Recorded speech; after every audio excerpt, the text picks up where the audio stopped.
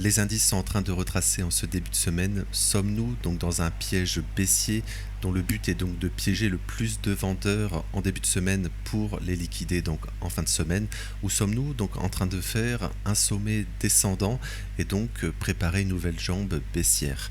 Alors on va voir cela donc tout de suite ensemble. Avant cela donc j'ai lancé donc un serveur Discord de la chaîne, donc le lien est en description, donc n'hésitez pas à nous rejoindre. Je vais également donc pas faire un point sur le calendrier parce que j'ai fait une vidéo complète dessus. Le lien est également en description. Alors on va passer donc sur le futur donc du S&P 500. Donc S&P 500 donc on en avait parlé hier. On ouvre en gap haussier ici, ouverture en gap haussier. Pour le moment on retrace et donc on crée finalement le Fair Value Gap Daily ici. Et donc là ce matin, donc il est encore tôt, hein, j'aime bien faire des vidéos assez tôt, tout simplement pour que vous ayez les niveaux avant l'ouverture par exemple des marchés européens. Et souvent le matin c'est souvent très intéressant, les prises de liquidité comme ce matin par exemple. Donc on ouvre la nouvelle bougie de ce mardi. On est dans le Fair Value Gap justement, donc daily ou Fair Value Gap haussier. Alors également donc la bougie de vendredi, hein, on a totalement passé en fait, hein.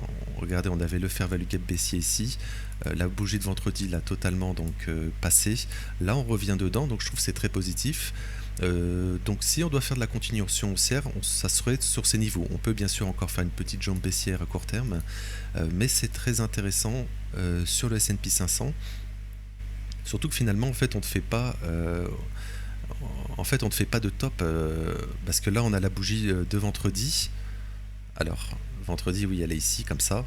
Bougie de vendredi, on ouvre en gap haussier, on va pas chercher le plus haut de vendredi, en fait on juste retrace pour le moment, et donc peut-être qu'on va encore refaire une petite jambe haussier, baissière. Alors on va regardez, on est en 1 heure ici, donc regardez, on rebondit pour le moment, on ouvre, on baisse, on rebondit, on pourrait très bien faire une nouvelle petite jambe baissière, on serait toujours en fait dans le Fair Value Gap finalement, donc 1 heure, 4 heures daily, et donc ensuite pour retracer et donc aller chercher finalement tous ces lots laissés intacts. Voilà, donc je vais regarder en weekly. Voilà, weekly ici. Donc voilà, weekly, oui, ouverture, pour le moment il n'y a pas grand chose. Donc par contre, si on accélère à la baisse, on peut en fait aller chercher, on n'a pas été chercher les lots ici, on pourrait très bien refaire une jambe baissière et donc chercher finalement le plus bas de la semaine passée. Mais ce qui est positif, c'est qu'on vraiment on retrace en début de semaine. Pour le moment, on a le corps PCE, hein, vendredi, j'en ai déjà parlé, qui est une donnée très importante, une des données principales que la Fed regarde. Donc voilà, allez voir ma vidéo macro en description. Voilà, donc pas grand chose à dire de plus, hein. Fair Value Gap Daily, c'est très positif pour le moment. Il faut rebondir ici, hein. Il faut vraiment. Après, on peut très bien donc consolider encore, hein, et demain aller rechercher encore dans ce Fair Value Gap sans problème. Tant qu'il est maintenu, on peut spéculer donc un nouveau plus haut, le plus haut de la semaine bien sûr, de lundi, et également un nouvel ATH, hein, sur le S&P 500. Alors on va passer donc sur le Nasdaq.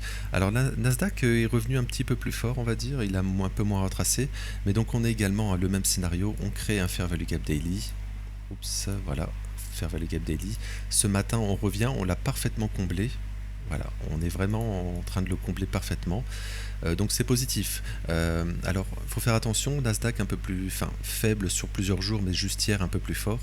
Le Nasdaq, voilà, on est donc dans le Fair Value Gap ici, daily baissier, donc il faut faire attention de ne pas refaire une jambe baissière aussi. Théoriquement, c'est ce qui est possible, mais comme on a créé un Fair Value Gap haussier sur plus court terme, on pourrait faire tout simplement un sommet ascendant ici, pour aller en fait chercher le haut du Fair Value Gap et pourquoi pas le passer, parce qu'on a toute cette zone, hein, de plus haut daily à aller chercher ici. Voilà, donc donc un nouvel ATH à terme. Voilà, donc pour le moment, le fait de retracer début de semaine, je trouvais très positif. Voilà, également on avait parlé, hein, en 4 heures, la bande de Bollinger, donc c'était probable de consolider, donc pour le moment c'est le cas. Voilà, donc on est toujours dans le fair value gap 4 heures, etc. Comme sur le SP500. Si je regarde en 1 heure, c'est exactement la même chose. Donc on peut très bien donc refaire une jambe, hein, sans problème. Mais les objectifs, donc en cas de force, hein, du marché, c'est vraiment aller chercher donc le plus haut de vendredi, le plus haut de lundi, et à terme donc peut-être dépasser ce fair value gap baissier daily sur le Nasdaq, sur le futur. Je vais pas passer sur les indices parce que finalement voilà c'est un peu similaire. On est un peu dans la même config en fait, hein. On va créer un fair value gap ici, daily, etc. Donc les objectifs sont au nord, hein, sur les indices US. Alors le DAX. Alors le DAX, alors hier on en avait parlé, on pouvait donc on avait créé donc on va dire une sorte de biseau ici, une sortie haussière, et donc avec les marchés US donc retracent. Donc on a un beau retracement. Donc est-ce que c'est un fake move, hein? C'est également possible, ça arrive également sur ce genre de figure. Alors moi je suis pas très fan, hein, je l'ai déjà dit plusieurs fois, des figures chartistes. C'est juste pour voilà, vous indiquer qu'elle est là, mais par exemple tout ce qui est épaule tête épaule, etc. Voilà, c'est pas super fiable, je trouve. Voilà, mais c'est souvent donc les indices US qui font la tendance, hein. Donc là peut-être qu'on a également donc voilà ce biseau, pourquoi pas, mais bon, on va rechercher une dernière fois les stops ici pour ensuite retracer. Alors je vais regarder sur une unité de temps plus grande ici. Voilà, je pense qu'on a été, oui, on a été chercher le plus bas de la semaine passée sur, oui, voilà, plus bas de la semaine passée pris en début de semaine. Le monde, enfin on va prendre, hein, on est en train de prendre justement. Voilà, le Mandelo est pris déjà. Donc voilà, on retrace. L'objectif donc semble, voilà, en cas de rebond des indices US, donc c'est tous ces stops, hein, j'en ai déjà parlé plein de fois. Et donc voilà, tous ces stops ici, hein, également.